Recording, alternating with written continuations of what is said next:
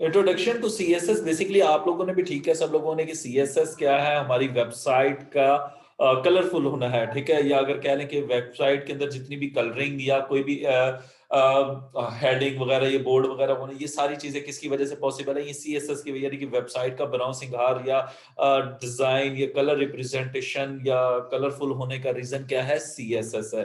तो सीएसएस को हम लोग stands for the cascading style sheets. तो इसके cascading fondly referred to as a css as a simple design language intent to simply process of making web page presentable. Css handles a look and feel part of web page. Using css you can control the color of text, the style of fonts, spacing between paragraphs, how columns are sized, layouts, what background image is colored are used, layout designs, ठीक है, variations in display of for different devices and screen sizes, as well as a variety of other effects. CSS is easy to learn and understand, but it provides powerful control over the presentation of an HTML document. Most commonly, CSS is combined with the markup languages HTML or XHTML. Basically आप लोग CSS के वही सारी बातें जो मैंने आप लोगों को ऑलरेडी बताई हैं, वही हमारे मैनुअल में भी मेंशन्ड है, सही है। तो हम क्यों इसको रीड करते हैं, ये मैंने आप लोगों से भी डिस्कस किया। To make our website colourful और प्रेजेंटेबल, ठीक है। और प्रेजेंटेबल मींस कि आप उसके कलरिंग, आप उसके वेब डिजाइनर्स हैं, ठीक है, आप लोग अगर उसको कलरफुल नहीं करेंगे क्लाइंट की रिक्वायरमेंट के मुताबिक, जरा क्योंकि क्लाइंट आपको अपनी थीम के मुताबिक कलर्स बताते हैं, आप उसी कलर्स को फॉलो करते हुए उनकी वेबसाइट्स को डिजाइन करते हैं। तो cascading style sheets, CSS is simple design language intent to simplify the process of making web pages presentable. CSS is must for students and working professional to become great software engineers, especially when they are working in web development domain. I will list down some of key advantages of learn CSS. Create stunning website. CSS handle look and feel part of web page. Using CSS, you can control the color of text, style of fonts, spacing between paragraphs, how columns are sized, layouts, what background images or colors are used, layout designs, variations in simple different devices, and screen size, as well as variety of other effects. Because become a web designer. If you want to start a career as a professional designer, HTML and CSS designing is must skill. Control web. CSS is easy to learn and understand, but it provides powerful control over the presentation of an HTML documents. Most commonly, CSS is combined with the markup language HTML or XHTML.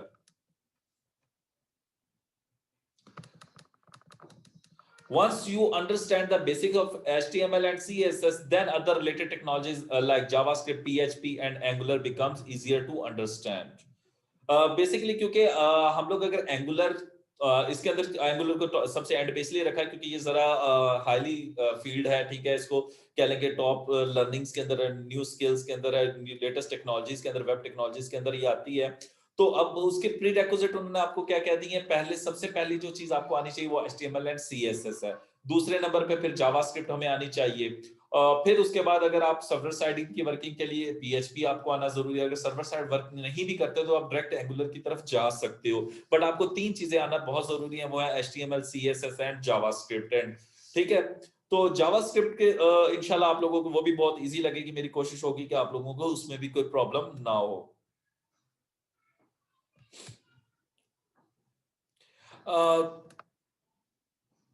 इसके major advantages क्या है CSS के, हमारा CSS के जरिए time बचता है, ठीक है, हम उसके जरिए कलरिंग बहुत आसानी से कर लेते हैं, page load faster, easy maintenance और superior style to HTML, multiple device compatibility. अच्छा, ये मल्टीपल डिवाइस कंपैटिबिलिटी आप लोग बार बार पढ़ रहे हैं, तो ये क्या चीज है, ये मैं आप लोगों को थोड़ा सा बता देता हूँ कि अगर फॉर एग्जांपल आपकी एक वेबसाइट आपने बनाई, अब वो फॉर एग्जांपल मैंने खोली हुई है अपने घर की बड़ी एलसीडी पे, मींस कि आजकल आपको पता है कंप्यूटराइज्ड एलसीडीज आ रही हैं, ठीक है, उसके अंदर सारी आप यानी कि एंड्रॉइड बॉक्स लगे होते हैं, आप लोग वहीं पे कोई भी वेबसाइट ओपन कर सकते हैं। तो अगर आप उस बड़ी स्क्रीन के ऊपर उस वेबसाइट को देखते हैं तो वहां पे उसका व्यू क्या होगा, फिर उसके बाद आप इसको एक फॉर एग्जांपल बड़े साइज की लैपटॉप के ऊपर खोलते हैं तो उसके ऊपर उसका डिस्प्ले किस तरह से आएगा, किस कलर में आएगा, उसकी विड्थ कितनी होगी, कौन सी चीज की कितनी विड्थ होगी, ठीक है। फिर उसके बाद अगर आप उसको उससे डाउन स्क्रीन पे जाते हैं, आईपैड्स पे आ जाते हैं, फिर मोबाइल फोन में, तो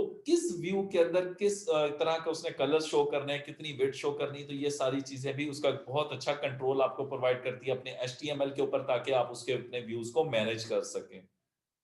अच्छा, कुछ ग्लोबल हमारे स्टैंडर्ड्स भी हैं CSS करने के, वो भी हम लोग इसमें यूज करेंगे। ये मैं डॉक्यूमेंट आप लोगों से शेयर कर दूंगा, आप फर्दर इसको रीड कर लेंगे। अब हम आते हैं जी CSS सिंटैक्स की तरफ। CSS सिंटैक्स क्या है जी? CSS बेसिकली करने के दो तीन तरीके हैं। एक है इसके सिलेक्टर्स को यूज करना। अब वो सिलेक्टर्स कैसे हैं, ठीक है, सिलेक्टर बेसिकली वो चीज है जिसके ऊपर आप CSS अप्लाई करना है, वो किस तरीके से करेंगे वो हम देखें। दूसरी चीज है इसके अंदर प्रॉपर्टी। प्रॉपर्टी बेसिकली वो CSS की प्रॉपर्टीज है, यानी कि फॉर एग्जांपल अगर मैं आपको बताता हूं, कलर, कलर कॉलन, ठीक है, उसकी वैल्यू अगर आप देते, वैल्यू कलर कॉलन रेड कर देते हो, तो कलर बेसिकली टेक्स्ट को कलर को चेंज करने के लिए इस्तेमाल होती है CSS की प्रॉपर्टी। इसी तरीके बैकग्राउंड डैश कलर अगर कर देंगे तो वो आपके पास बैकग्राउंड कलर के लिए इस्तेमाल होती है, ठीक है। इस तरह डिफरेंट CSS की प्रॉपर्टीज हैं जो कि हमारे पास उसके इफेक्ट अप्लाई करती हैं अपना। अच्छा, फिर उसके बाद उनकी वैल्यू। अब ये तीन चीजें हमारे पास मेजर होती हैं, सिलेक्टर, प्रॉपर्टी एंड वैल्यू। अब वैल्यू क्या चीज है? वो पॉसिबल वैल्यू जो आप अपनी उस कलर को देना चाहते हैं, यानी कि अगर मैंने कलर की प्रॉपर्टी उसको मैंने रेड या ग्रीन या ब्लू और ये वैल्यू देता हूं, तो ये मेरी उसके पास क्या है, वैल्यू है। अब ये वैल्यू बेसिकली तीन तरह से होती हैं। अब ये भी मैं थोड़ा सा कलर के हिसाब से कलर तीन तरह से, एक तो बाय कलर नेम, कलर का कोई भी नाम, दूसरा बाय हेक्साडेसिमल वैल्यू, और तीसरा RGB। आप लोगों ने RGB के बारे में सुना होगा, red green blue. Red green blue के कॉम्बिनेशन से बेसिकली कलर्स बनते हैं, तो इसलिए RGB कलर मोड भी तीन तरीके से कलर्स हम एलोकेट कर सकते हैं, ठीक है। ये एक उसकी एग्जांपल उन्होंने दी हुई है कि सिलेक्टर, अगर उन्होंने कहा जी हमने टेबल के ऊपर अप्लाई करना है, तो टेबल, ठीक है, ब्रैकेट कर, और ये ग्रुपिंग करने के लिए हम इसके अंदर करली ब्रैकेट्स इस्तेमाल करते हैं, यानी कि इस टेबल का, क्योंकि लाजमी नहीं कि मैं सिर्फ एक CSS की प्रॉपर्टी एक चीज को दूं, मैं मल्टीपल प्रॉपर्टीज दे सकता हूं, तो उसके लिए करली ब्रैकेट्स आपकी इस्तेमाल होगी। तो टेबल, करली ब्रैकेट स्टार्ट, उसके अंदर एक CSS की property and at the end semicolon, ठीक है। एट द एंड सेमीकोलन इसलिए लगा, ये टर्मिनेटर है इस स्टेटमेंट का। अगर आप इसके बाद दूसरी स्टेटमेंट ऐड लगाना चाहते हैं तो आप लगा सकते हैं। तो you can give multiple values to one property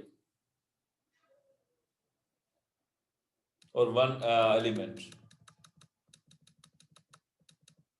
उसकी एग्जांपल ये नेक्स्ट आ रही है, टेबल बॉर्डर कॉलन।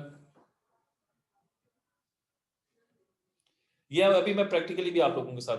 अच्छा जी, मैंने टॉप पे आप लोगों को यहाँ पे जो लिखा है वो लिखा है कि सिंटैक्स इसका क्या है, तो CSS की प्रॉपर्टीज, बेसिकली CSS के अंदर जो कमांड्स हैं उनको हम CSS प्रॉपर्टीज बोलते हैं। तो CSS प्रॉपर्टी लिखने का जो सिंटैक्स है वो है प्रॉपर्टी नेम कॉलन वैल्यू और सेमीकोलन। सेमीकोलन हम इसलिए यूज करते हैं ताकि एक प्रॉपर्टी की कंप्लीशन, यानी कि टर्मिनेटर है एक प्रॉपर्टी का, आप मल्टीपल प्रॉपर्टीज एक ही लाइन में लिख सकते हैं। और CSS करने के बेसिकली तीन तरीके हैं, inline CSS, internal CSS and external CSS, ठीक है।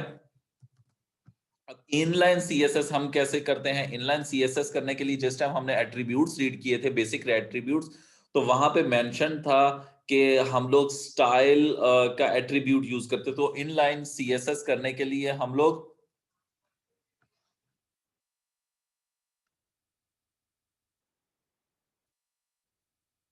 स्टाइल एट्रीब्यूट यूज करते हैं, ठीक है जी। फिर उसके बाद दूसरा जो तरीका है हमारे पास इंटरनल का, इंटरनल के लिए हम लोग स्टाइल का टैग यूज करते हैं,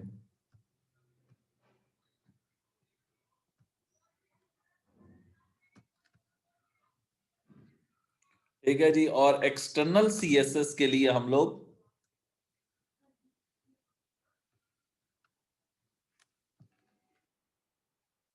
सेपरेट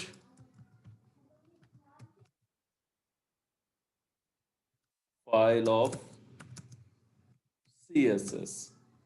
ठीक है, तो ये तीन तरीके हम लोग यूज करते हैं, इंटरनल इनलाइन का एट्रीब्यूट यूज करते हुए, internal CSS and external CSS।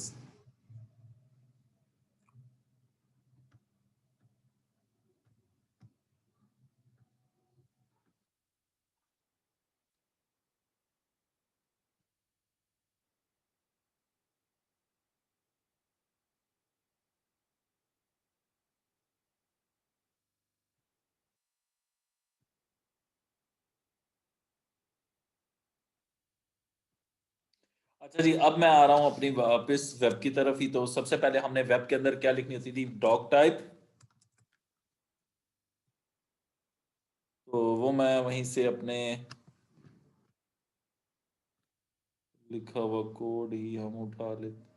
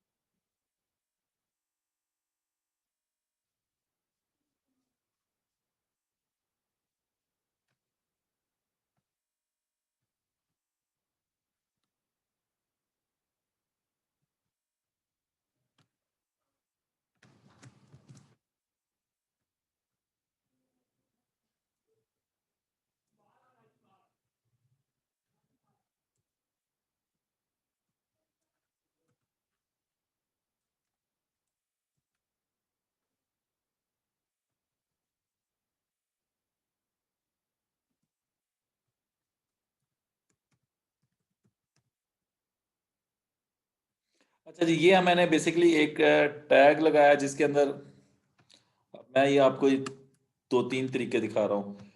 ये आपकी मैंने फाइल में से ही, अब सबसे पहला काम ये HTML की फाइल को मैंने लिख लिया है, यानी कि मैंने इसके अंदर स्टाइल, हेड के अंदर कुछ भी नहीं लिखा है, ठीक है, और बॉडी के अंदर मैंने, ठीक है, एक टैग लगाया हेडिंग का, दिस इज इनलाइन CSS।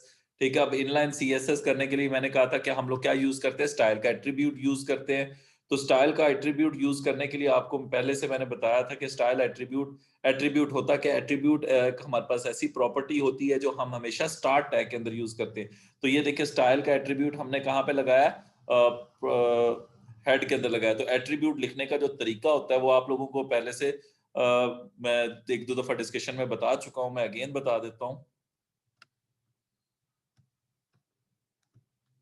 कि एट्रीब्यूट लिखने के लिए हम लोग क्या करते हैं कि start tag, for example paragraph है, अगर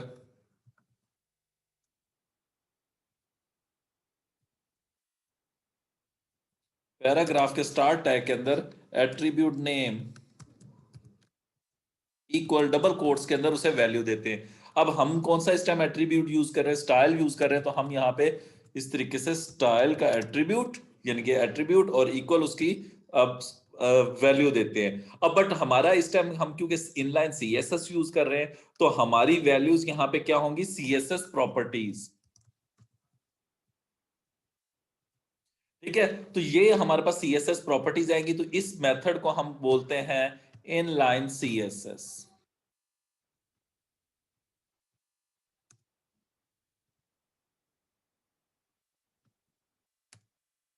ठीक है, तो इस मेथड के जरिए हम लोग इनलाइन CSS करते हैं। तो इनलाइन CSS करने के लिए ये इसकी एग्जांपल मौजूद है। ठीक है, यहाँ पे लिखा है मैंने H1 स्टाइल इक्वल कलर के अंदर कलर कोड लिखा है। ठीक है, अब ये कलर, ये हैश बेसिकली हेक्साडेसिमल वैल्यू के लिए लगाते हैं। अगर हेक्साडेसिमल वैल्यू मैं यहाँ पे दे देता हूँ,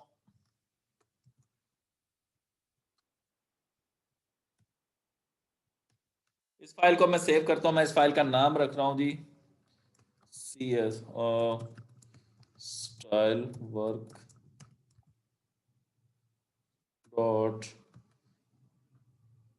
अच्छा, आप लोग फाइल का एक्सटेंशन जो है वो .html भी दे सकते हैं और HTM भी दे सकते हैं। तो मैं यहाँ पे HTML कंप्लीट दे रहा हूँ।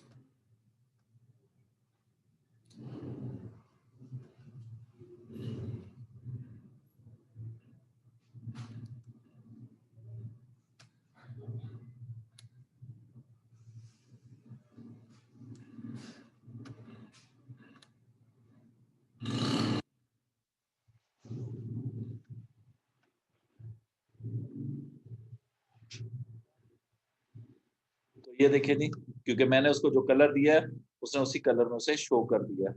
अगर मैं इसका कलर चेंज करना चाहूँ,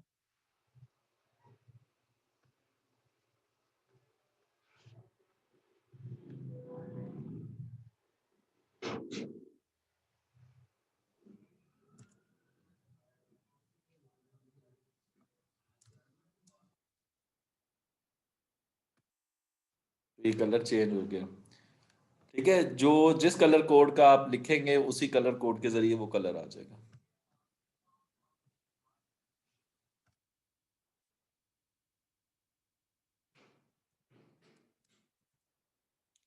क्योंकि 6 करेक्टर्स आते हैं हमारे पास, तो ये देखें मैंने जो कलर कोड लिखा है उसी कलर कोड में उसने कलर शेड बना।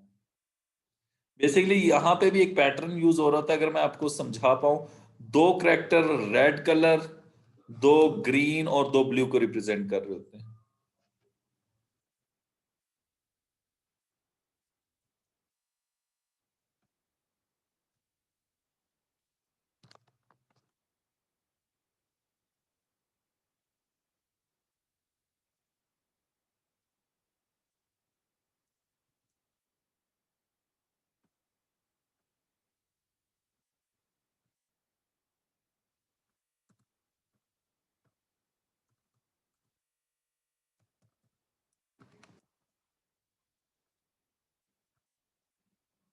ठीक है, कलर शेड में डिफरेंस आप लोगों को शो हो रहा है।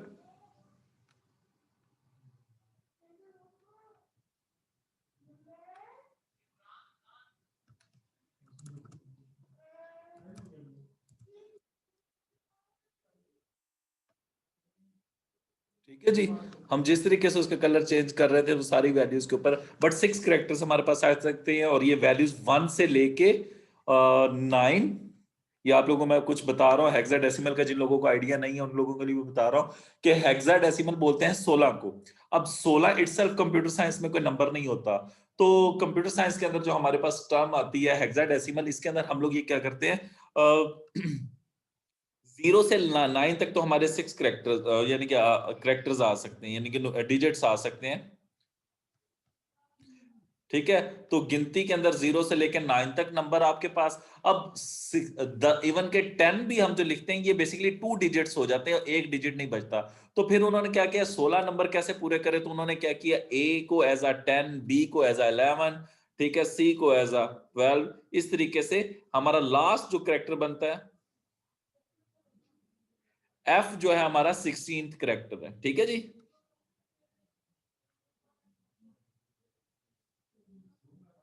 क्योंकि जीरो भी इसके अंदर as a one character deal होता है। ठीक है, 0 से लेकर 9 10 हो गए, और फिर उसके बाद A B C D E F. ठीक है, तो एफ तक आपके पास ये 16 करेक्टर्स हो जाते हैं, और ये आपकी हेक्साडेसिमल वैल्यूज उन्होंने काउंट किया हुआ है। ठीक है, तो एक कलर तरीका है हमारे पास हेक्साडेसिमल, में ऑलरेडी मेंशन कर चुका हूं। हमारे पास कलर्स देने के जो तरीके हैं उसके अंदर हेक्साडेसिमल है, बाय कलर नेम है, और तीसरा तरीका था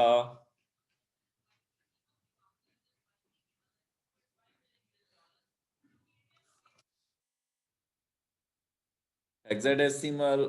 हेक्साडेसिमल तो हमने कर लिया है, फिर उसके बाद अब कलर नेम है। फॉर एग्जांपल मैं यहाँ पे रेड लिख देता हूँ, सेव करता हूँ, तो ये मेरे पास रेड आ गया है। ये कलर नेम है, अगर मैं इसको यहाँ जो कलर मेंशन करूंगा वही कलर आ जाएगा।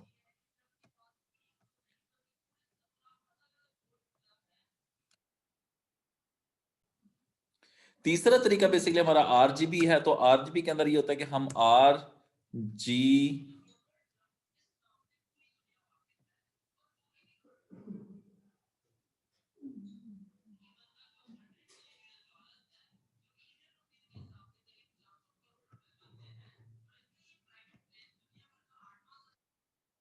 Are G B red green blue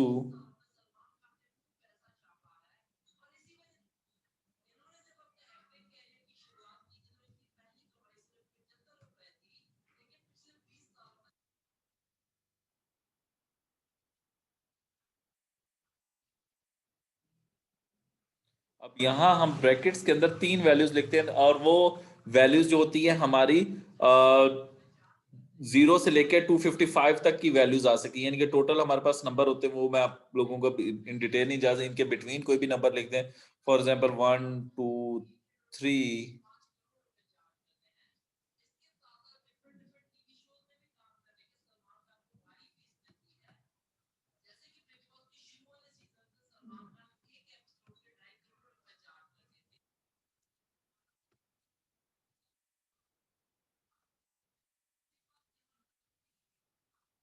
ये मैंने सेव किया है, सेव करने के बाद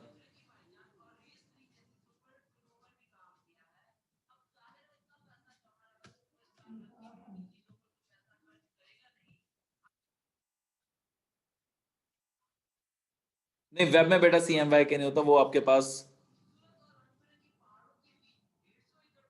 स्क्रीन शेयर नहीं है आप लोगों को।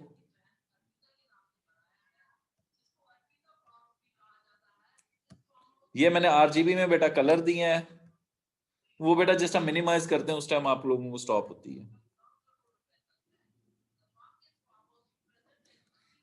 ठीक है जी, ये आप लोगों के पास RGB में मैंने कलर दिया है और ये देखें वहां पे RGB में कलर आ गया।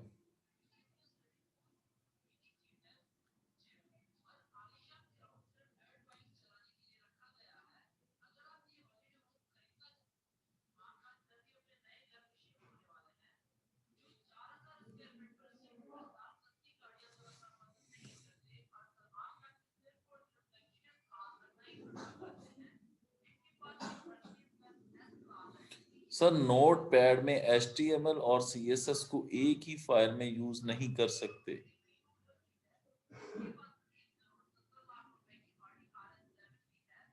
नहीं, आप जैसे मर्जी करें, कोई रिस्ट्रिक्शन नहीं है, ये रूल जो है जनरल है कि आप नोट पैड में हो या जिस मर्जी टूल में आप सेपरेटली या एक ही फाइल में करना चाहें आप कर सकते हैं।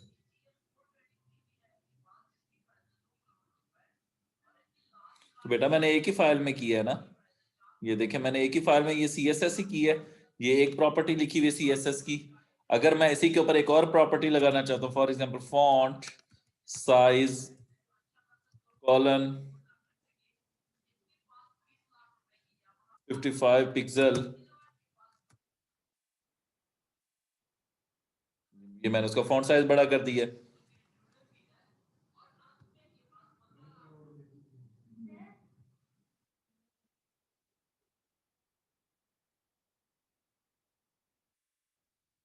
एक्सटर्नल इंटरनल इनलाइन आप सारे वर्क कर सकते हैं नोटपैड पे भी।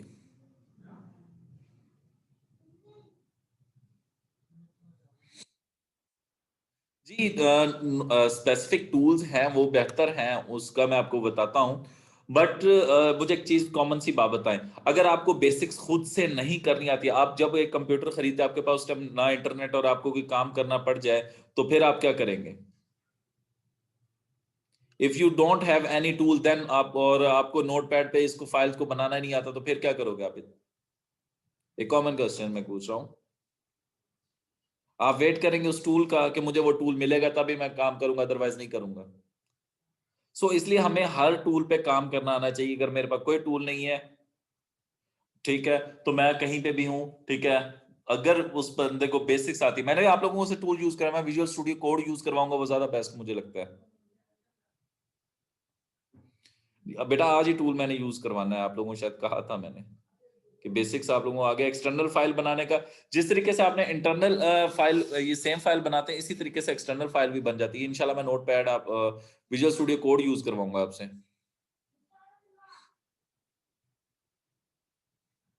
ठीक है जी। तो बेसिकली जिस तरीके से आपने HTML की फाइल बना वैसे ही एक्सटर्नल सेम फाइल बनती है, ठीक है, बट उसके अंदर थोड़े से चेंजेस आपने करनी है, उसके अंदर कोड सिर्फ CSS का लिखते हैं। तो अब हम इनलाइन CSS का आपको पता चल गया, अब CSS प्रॉपर्टीज की तरफ मैं बाद में जाऊंगा, ठीक है, इन डिटेल आज आप लोगों को उसकी असाइनमेंट भी देनी है मैंने कि CSS प्रॉपर्टीज आप लोगों को मैं जिम्मे लगाऊंगा, आप लोगों ने वो ढूंढनी है कि CSS प्रॉपर्टीज कैसे हैं, उन्हें कैसे वर्क करवाएंगे। मैंने आप लोगों के सामने 2 CSS प्रॉपर्टीज लिख चुका हूँ, और ये मैंने इसलिए लिखी है ताकि आपको पता चले कि स्टाइल के एट्रीब्यूट के अंदर, सॉरी एट्रीब्यूट के अंदर सिर्फ एक प्रॉपर्टी या मल्टीपल प्रॉपर्टीज लिख सकते हैं। एक प्रॉपर्टी लिखी सेमीकोलन, फिर उसके बाद दूसरी, अगर आपको कोई और प्रॉपर्टी लिखनी है तो आप फर्दर वो प्रॉपर्टीज भी अप्लाई कर सकते हो। फॉर एग्जाम्पल बैकग्राउंड नहीं,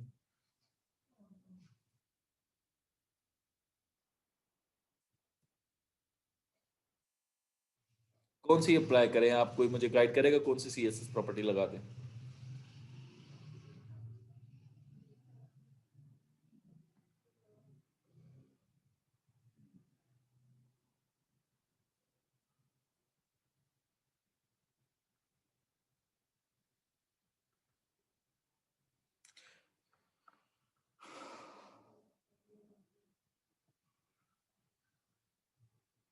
अच्छा जी, ये तो हमारे पास हो गया सिंपल सीएसएस की प्रॉपर्टीज लिखना, ठीक है। इसे इनलाइन सीएसएस प्रॉपर्टी, इनके स्टाइल का किसी भी टैग के स्टार्ट टैग के अंदर आप स्टाइल इक्वल डबल कोट्स के अंदर सीएसएस की प्रॉपर्टीज लिखना शुरू कर दें, ठीक है। सेमीकोलन दूसरी प्रॉपर्टी, सेमीकोलन तीसरी प्रॉपर्टी, इस तरीके से आप multiple properties so on dot dot dot dot लिख सकते हैं, ठीक है। मैं यहाँ पे डॉट डॉट लगा रहा हूँ, अदरवाइज आप लोग यहाँ पे प्रॉपर्टीज लिखेंगे, ठीक है। तो आप लोग जितनी प्रॉपर्टीज आपको रिक्वायर्ड है आप वहां पे ऐड कर सकते हो, ठीक है। तो ये बेसिकली क्या है, इनलाइन सीएसएस है। अब हम चलते हैं इंटरनल सीएसएस की तरफ, ओके यहां तक। अब इंटरनल सीएसएस के अंदर हम करते क्या है, इंटरनल सीएसएस के अंदर हम हेड के अंदर स्टाइल का टैग यूज करते हैं। अब इंटरनल सीएसएस में हम यहाँ इनलाइन में तो जिसके ऊपर हमने फॉर एग्जांपल सीएसएस की, यानी कि जिस टैग के स्टार्ट टैग के अंदर हमने स्टाइल का एट्रीब्यूट ऐड किया और सीएसएस कर दी, वो उसी पे इंप्लीमेंट होगी, ठीक है। बट इंटरनल में हमें एक और चीज से भी बहुत ज्यादा हमारा पाला पड़ता है, वो है सिलेक्टर्स।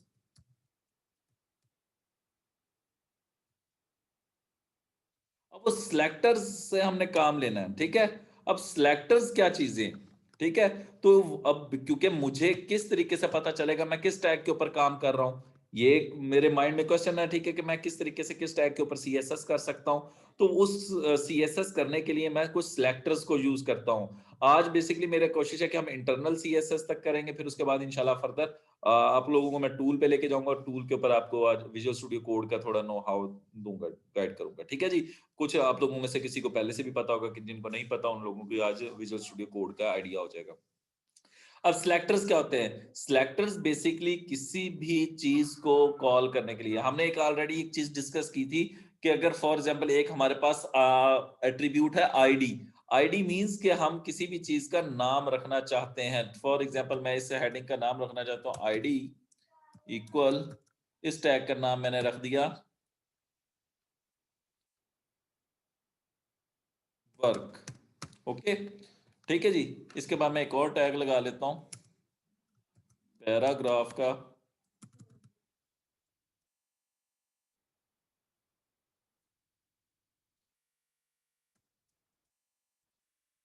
अब मैं इसके ऊपर इनलाइन सीएसएस करके देख लेता हूँ कि मेरे पास वर्क करता है कि नहीं। मैं कुछ भी इसके ऊपर टाइप कर देता हूँ और मैं इसके स्टाइल में स्टाइल इक्वल डबल कोट्स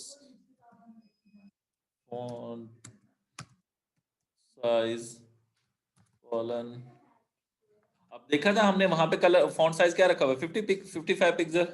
अब आप लोगों ने मुझे बताना है कि ये सेम है कि नहीं, इनका साइज सेम हुआ है कि नहीं, और बल्कि मैं कलर भी सेम ही दे देता हूँ, सिर्फ बोल्ड का डिफरेंस रह जाएगा।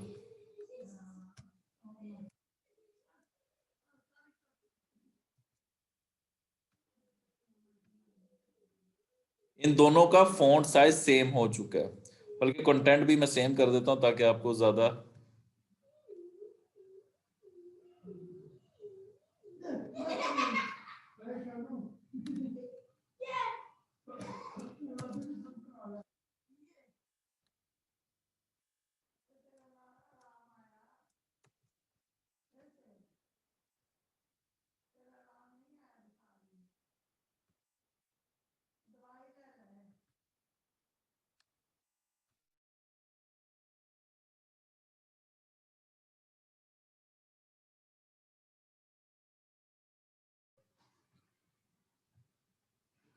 ठीक है जी। अब इनमें डिफरेंस क्या आ रहा है, फॉन्ट के साइजेस दोनों के इक्वल है, जस्ट ओनली। अभी मैं दो तरीके से इस चीज को भी मैनेज कर सकता हूँ, वो दो तरीके कौन से हैं। एक तरीका ये है कि मैं इसके ऊपर सीएसएस के जरिए फॉन्ट वेट लगा दूं। आप कौन सा तरीका सजेस्ट करते हो? दूसरा तरीका, एक शॉर्ट तरीका हमारे पास, हमने पढ़ा था कौन सा टैग, बोल्ड का टैग।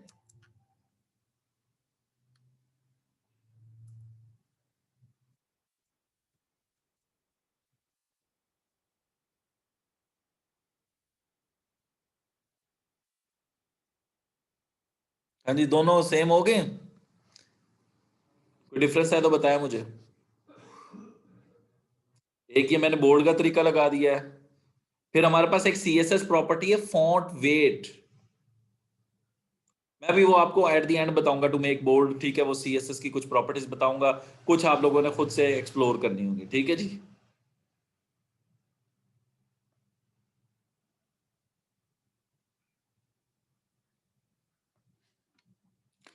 ठीक है, जहां तक किसी को कोई इश्यू है तो वो चैट में पूछ सकते हैं।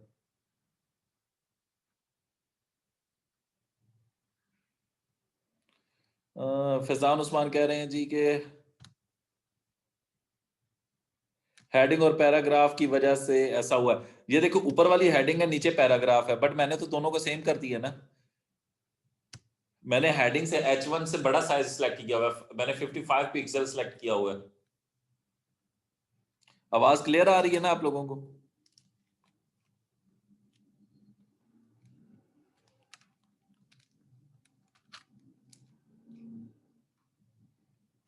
कोई भी कंफ्यूजन है, कोई प्रॉब्लम है, आप मुझसे डिस्कस कर सकते हैं अभी।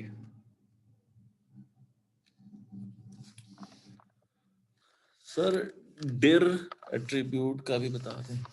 डिर एट्रीब्यूट्स, ऐसा कोई एट्रीब्यूट मैंने कहा है?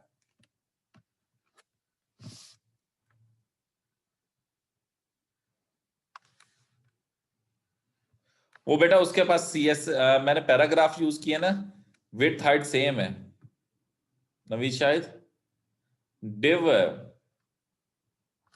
हम पैराग्राफ की जगह ये लो जी डिव लगा देते हैं। इनके पास ना थोड़ी सी पैडिंग वगैरह होती है बाय डिफॉल्ट, उनके पास नहीं होती, ये डिव में करती है। पैराग्राफ की जगह जी हमने डिव लगा दी और बोले। डिव और पैराग्राफ तकरीबन अप्रोक्सीमेटली सेम है।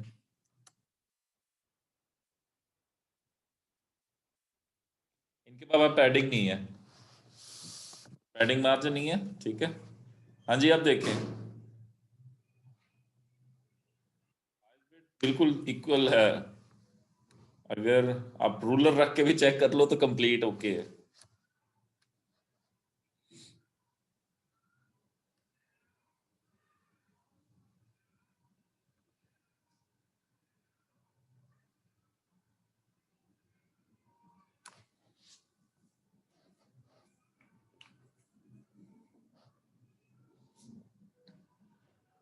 किसी का कोई क्वेश्चन है तो पूछ सकते हैं।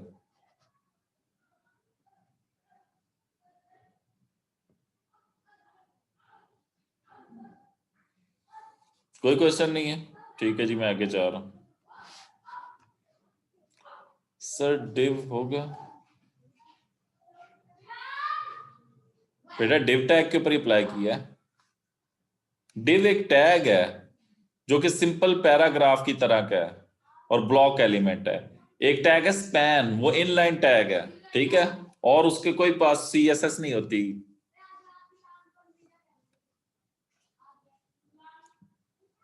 उमर फारूक, आपकी मैं बात नहीं समझ पा रहा, डिव का आप क्या कह रहे हो?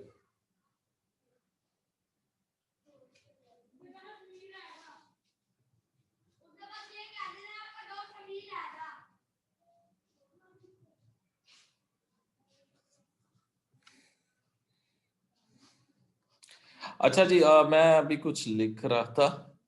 अच्छा, अब सिलेक्टर्स क्या होते हैं? सिलेक्टर्स हमारे पास दो तीन तरीके के, एक है बाय आईडी, दूसरा है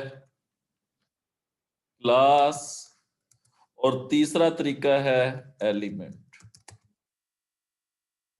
तरतीब आगे पीछे हो जाएगी तो कोई इशू नहीं, तीन ही तरीके फॉलो किए जाते हैं, ठीक है जी? सिलेक्टर्स बेसिकली हमारे पास,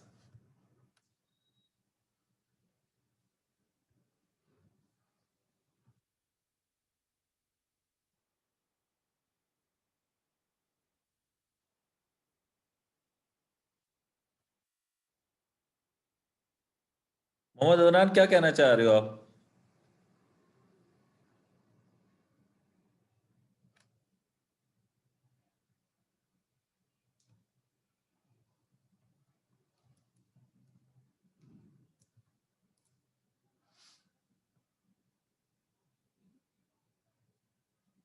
अच्छा,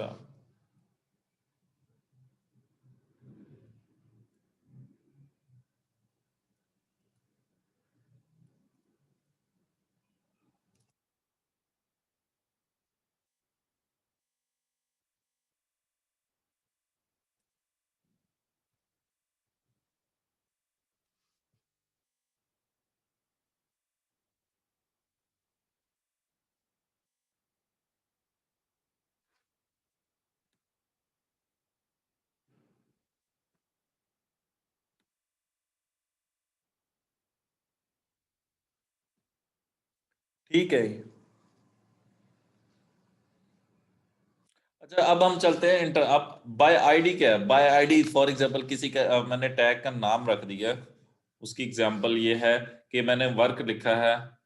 अब मैं चाहता हूं कि मैं ये इनलाइन सीएसएस करूं ही ना, मैं इंटरनल। तो उसके लिए मैंने आपको बताया कि हम लोग कैसे करेंगे। ये मैंने मेंशन किया था पहले जब डिस्कस कर रहा था, कि मैंने कहा हम इनलाइन सीएसएस स्टाइल एट्रीब्यूट के जरिए करते हैं और इंटरनल सीएसएस हम स्टाइल के टैग के जरिए करते हैं। अब स्टाइल का टैग लगेगा, स्टाइल का टैग हम लोग ऐड करते हैं हेड के अंदर।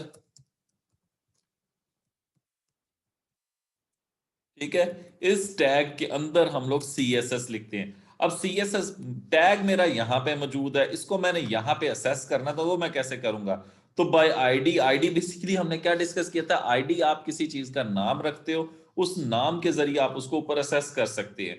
तो आईडी के लिए असेस करने का जो तरीका है वो है हैश। आप लिखते हो हैश, आईडी हमने रखा हुआ है वर्क। ठीक है, यानी कि उसको कहेंगे हैश वर्क। अब ये आपकी जो एंगल ब्रैकेट्स है, ये आपकी मल्टीपल लाइंस के ऊपर वर्क करने के लिए, तो मैं सी एस एस यही सारी ले जाता हूं। ये देखिए मैंने यहां से सी एस एस खत्म की। अभी आपको इफेक्ट चेंज होता दिख जाएगा। ये देखिए ब्लैक कलर में चला गया और उसका साइज छोटा हो गया, पैराग्राफ बड़ा हो गया बस। ठीक है, अब मैं जाके जब इस वर्क वाली जगह पे पेस्ट करके यही सी एस एस सेव करके रिफ्रेश करता हूँ, तो वापस वो अपनी ओरिजिनल फॉर्म में आ गया। बेसिकली इसका मतलब है मेरी C S S by internal structure से इंप्लीमेंट हो चुकी है। अब इंटरनल स्ट्रक्चर से इंप्लीमेंट कैसे हुई? मैंने यहाँ पे मैंने इस सिस्टम को कहा, मैंने कहा स्टाइल के टैग, स्टाइल का टैग तो इंटरनल सीएसएस लिखने का तरीका है। ठीक है, अब वहां पे मैंने कहा वर्क हैश वर्क, यानी कि जिसका नाम वर्क है या जिसका आईडी वर्क है, उस पे क्या कर दे, कलर ये वाला इंप्लीमेंट कर दे।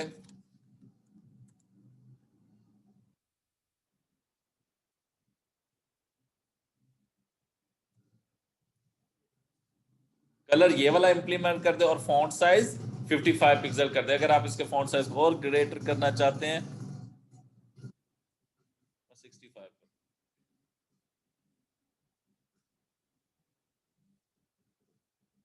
ठीक है जी, ये कलर शेड में चेंज आ गया।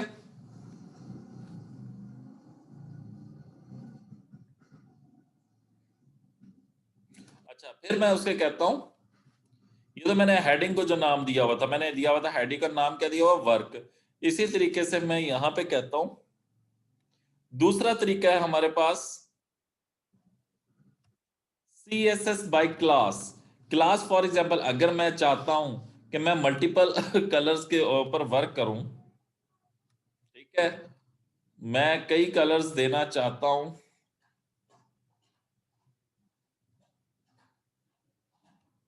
ठीक है, तो यानी कि एक ही कलर में बैकग्राउंड का मैं क्लास बनाना चाहता हूं, तो बैकग्राउंड क्लास बनाने का तरीका है डॉट क्लास का नाम रख लें। तो नाम रखने का तरीका है हमारे पास जी, क्लास लाइक अ फंक्शन। ठीक है, तो हम एक फंक्शन बना रहे हैं, मैं इस क्लास का नाम रख लेता हूं टेक। हम आपकी क्लास है ना टेक्निकल, तो उससे मैंने क्लास का नाम क्या रख लिया, टेक्निकल। से मैंने टेक रख लिया क्लास का नाम। और इसके अंदर मैं सीएसएस की प्रॉपर्टी रख देता हूं बैकग्राउंड।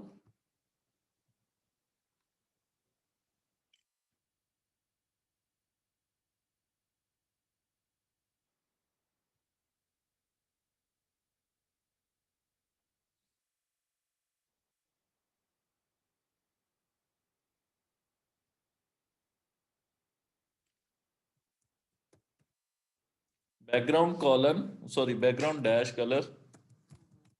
अच्छा, अब ये चीज देखें, आपको एक चीज और मजे की बताता हूं। अगर बैकग्राउंड कलर अब ये दो वर्ड्स थे, ठीक है। अब दो वर्ड्स को कंप्यूटर स्पेस को नहीं, कंप्यूटर के अंदर स्पेस अलाउ नहीं होती, वाइट स्पेस नॉट अलाउ नहीं होती, तो हम लोग क्या करते हैं, डैश को इस्तेमाल आ गया उसमें। तो बैकग्राउंड कलर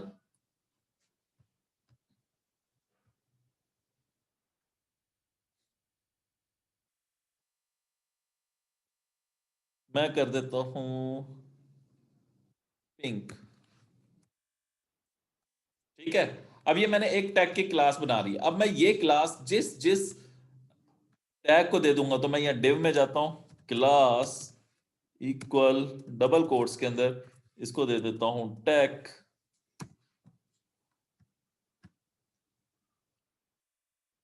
और मैं इसे सेव करता हूं। सेव करने के बाद अगर मैं रिफ्रेश करता हूं, तो देखिए मैंने जिसे कलर दिया, जिसे मैंने क्लास दे दी, उसी के ऊपर कलर इंप्लीमेंट हो जाएगा। और अगर मैं ये क्लास हेडिंग को भी जाके दे दूं, तो आपने एक एट्रीब्यूट पढ़ा था क्लास का। तो क्लास बेसिकली एक ग्रुप, मैंने कहा था आपको, मैं सीएसएस जब करवाऊंगा तब बताऊंगा, क्लास बेसिकली वो एट्रीब्यूट है जो कि सीएसएस की क्लासेस को इंप्लीमेंट करवाने के लिए इस्तेमाल होता है, ठीक है। तो ये देखिए मैंने सीएसएस की क्लास कर दी। अगर मैं ये, अब क्लासेस का एडवांटेज क्या है, क्लास अगर मैं जिस जिसको दे दूंगा, यानी कि वो फंक्शन को रीयूज करना, तो यही इसका एग्जांपल है। क्लास को मैं जहां जहां पे भी इंप्लीमेंट करना चाहता हूं, मैं वो क्लास वहीं पे जाके दे दूं, ठीक है जी। ये मैंने क्लास का नेम दिया, सेव किया, रिफ्रेश किया, जहां पे मैंने क्लास दी वहीं पे इंप्लीमेंट हो चुकी है। Is it clear? तो क्लास के लिए बनाने का तरीका क्या है, वो मैं अगेन बता रहा हूं। क्लास बनाने का तरीका है कि डॉट, ये इसका क्लास का आइडेंटिफायर है डॉट, और आईडी का आइडेंटिफायर हम ऑलरेडी डिस्कस कर चुके हैं, क्या है, हैश है। Hash for ID and dot for class. आप क्लास का नाम अपनी मर्जी से जो आपका दिल करे वो रख सकते हैं। तो ये दो सिलेक्टर्स हम लोग देख चुके हैं, बाय आईडी और बाय क्लास। तीसरा तरीका,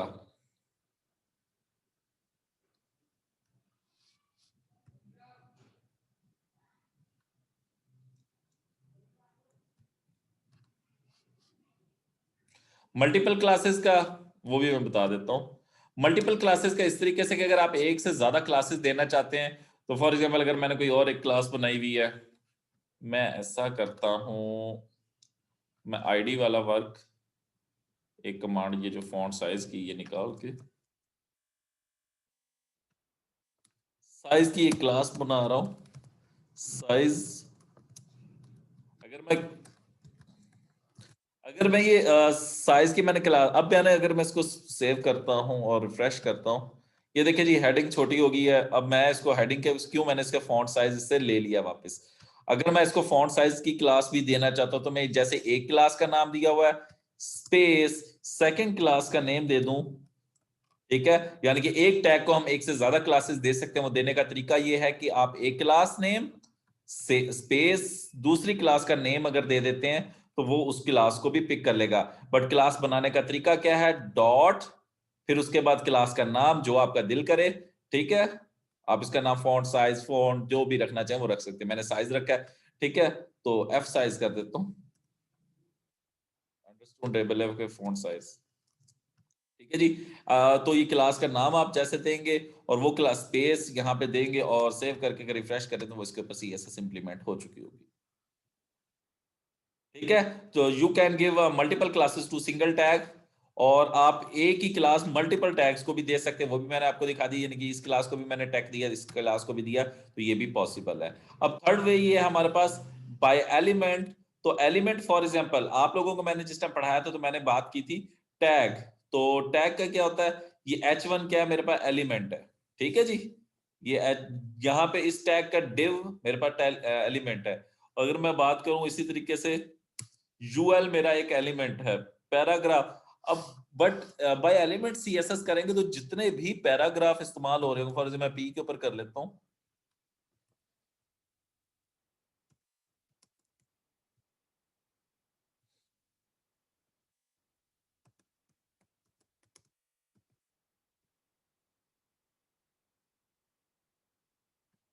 अगर मैं यहाँ पे CSS कर दूं P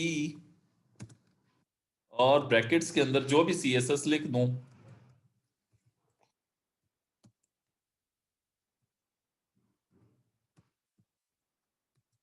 ठीक है जी। अब ये मैंने लिख दिया है। अब जितने भी पैराग्राफ मैं लगाऊंगा उन सब के अंदर उनका कलर क्या आएगा? रेड ही आएगा।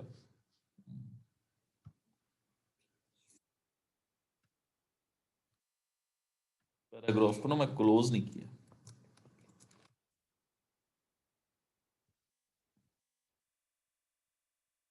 अब मैं जहां पे भी पैराग्राफ लगाऊंगा उसका कलर कौन सा आ रहा होगा? अब ये देखिएगा।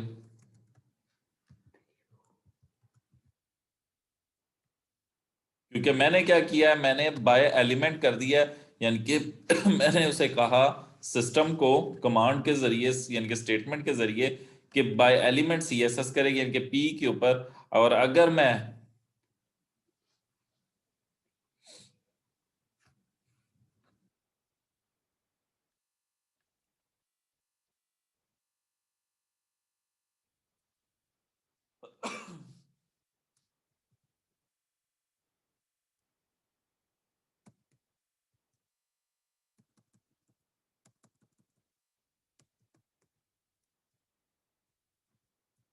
स्पैन के ऊपर कोई काम अप्लाई कर दूं, मैं ऐसे कर दूं डिस्प्ले कॉलन ब्लॉक।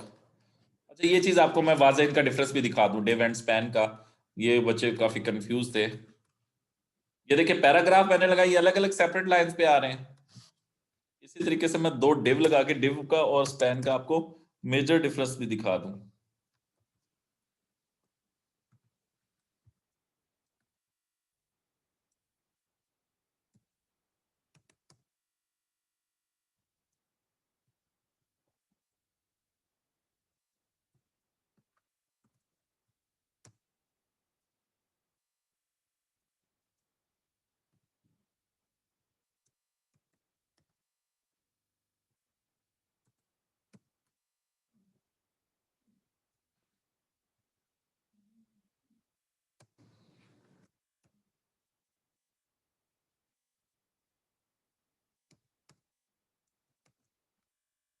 अब ये दो डिव लगाए हैं, इनकी आउटपुट क्या आ रही है? अलग अलग लाइन पे आ रही है। ठीक है जी।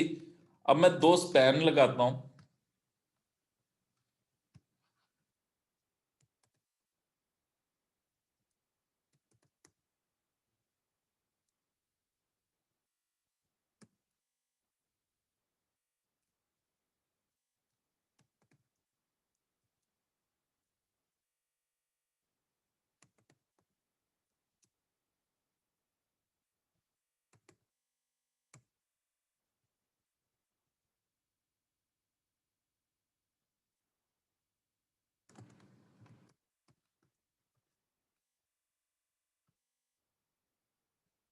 हाँ जी।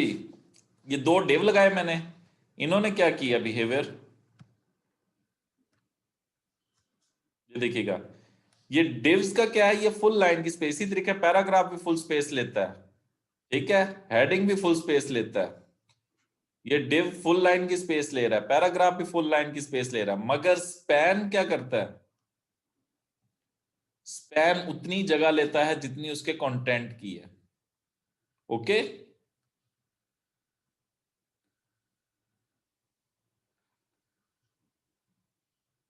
अब ये देखिए, मैं डिव के ऊपर लेके गया हूं, तो डिव के ऊपर उसने क्या क्या बताया मुझे?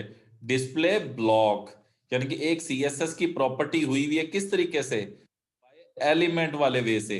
तो अगर मैं स्पैन्स को भी यही कहूं कि स्पैन भी क्या बन जाए, मुकम्मल लाइन की स्पेस लेने लग जाए, तो मैं क्या CSS इंप्लीमेंट कर दूंगा? मैं जाऊंगा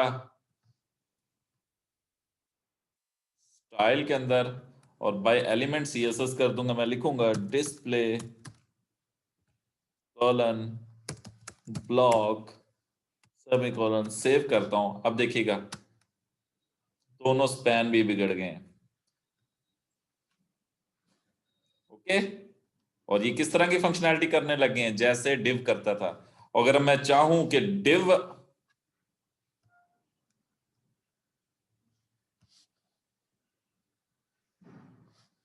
ठीक है, और अगर मैं चाहूं कि मेरे जो डिव है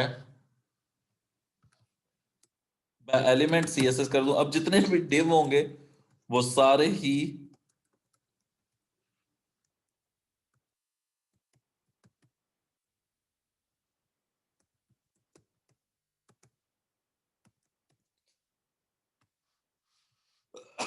तो मेरे जितने भी डिव है वो किस में कन्वर्ट हो चुके हैं, इनलाइन के अंदर। अब वो है, उसकी एग्जांपल दिखा देता हूं आपको।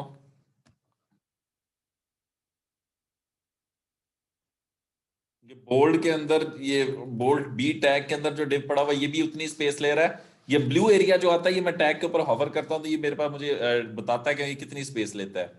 ठीक है, तो ये देखिए मैं डिव के ऊपर कर रहा हूं तो वो कितनी स्पेस कह रहा है। पैराग्राफ फुल लाइन की स्पेस डिव कितनी कह रहा है, जितने उसके कंटेंट हैं। इट्स मीन दैट कि CSS is very important in the formation of the web.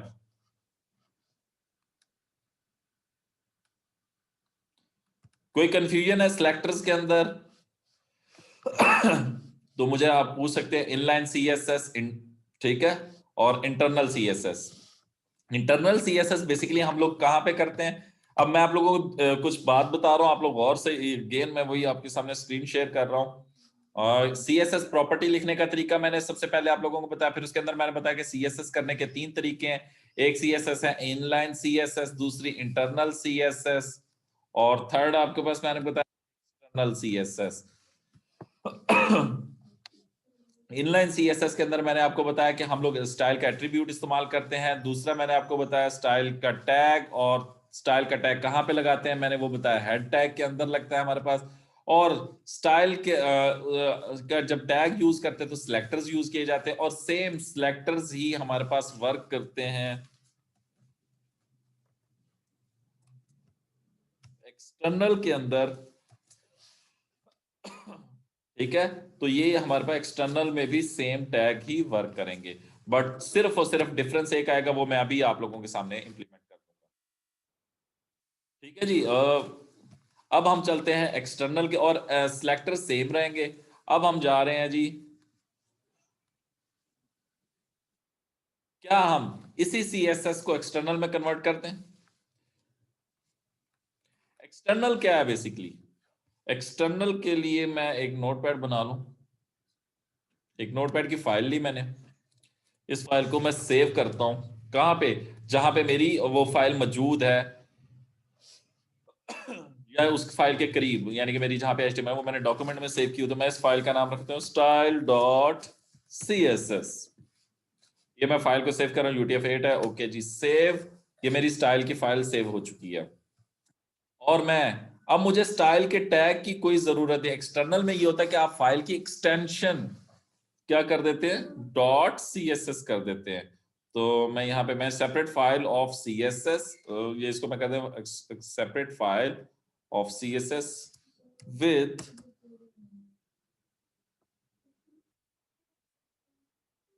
The extension dot CSS.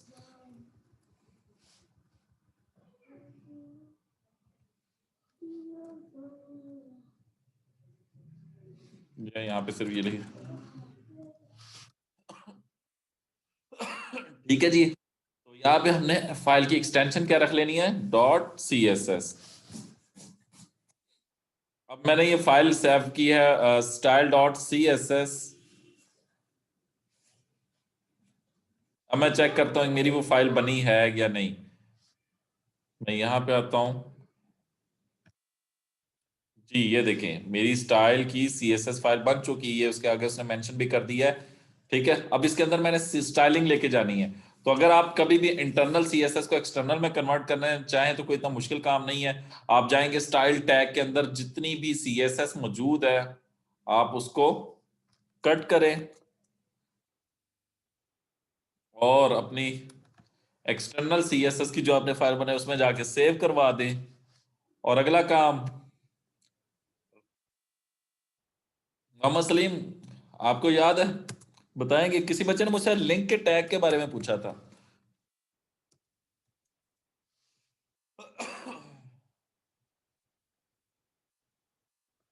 किस बच्चे ने पूछा था मुझसे लिंक के टैग के बारे में? हेड के अंदर लिंक का टैग क्यों लगाते हैं? लिंक का टैग यूज करेंगे, ठीक बोला है उमर फारूक ने। जी रामेश ने जवाब दिया था। रामेश ने क्या जवाब दिया?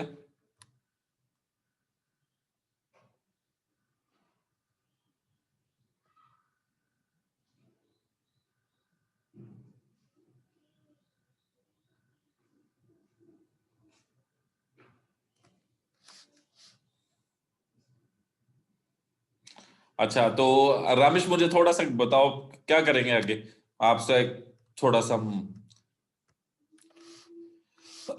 यहाँ क्या लिखूंगा मैं, कौन सा एट्रीब्यूट आएगा जल्दी बताओ।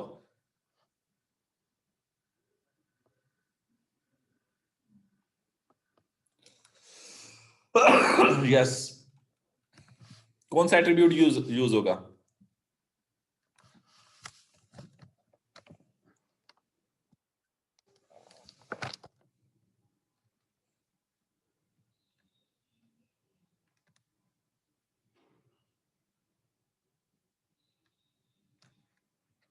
H R E F stands for, मैं असल में मेरा क्वेश्चन ये है, एट्रीब्यूट आपने ठीक बताया। हम लोग की पहली लिंक के टैग के अंदर हम उसको बताते हैं कि फाइल को हाइपर रेफरेंस, बेसिकली यूआरएल के लिए हम लोग इस्तेमाल करते हैं H R E F. Ramesh ने ठीक बताया, आर रेफरेंस नहीं, हाइपर रेफरेंस।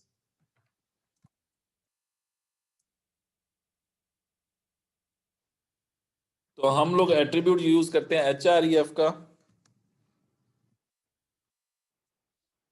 और इसके अंदर अपनी फाइल को अटैच करना होता है। तो हम पाथ देंगे, जैसे पाथ हमने इमेजेस के पास सेट की, इसी तरीके से हम अपनी फाइल सीएसएस फाइल का पाथ देंगे। तो हमने फाइल का नाम रखा था style dot C S S, और हम इसे सेव करेंगे और रिफ्रेश करते हैं। ओह, क्या मैंने फाइल,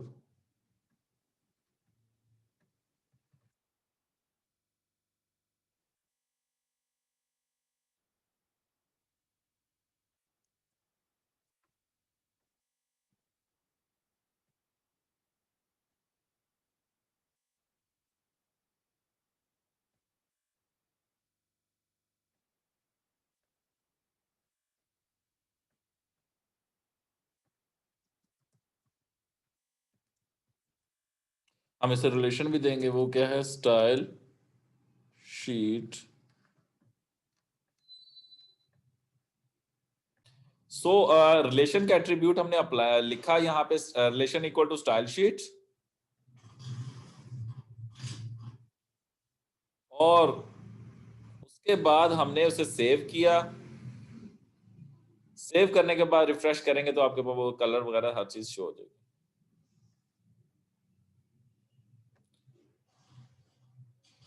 शहजार अली, कोई क्वेश्चन नहीं है आपका?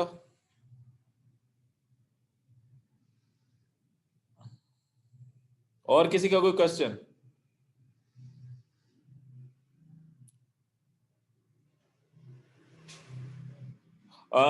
नहीं वर्क करेगा, उसको एट्रीब्यूट, जाहिर बात है रिलेशन मुझे सही बताना चाहिए कि गलत बताऊं?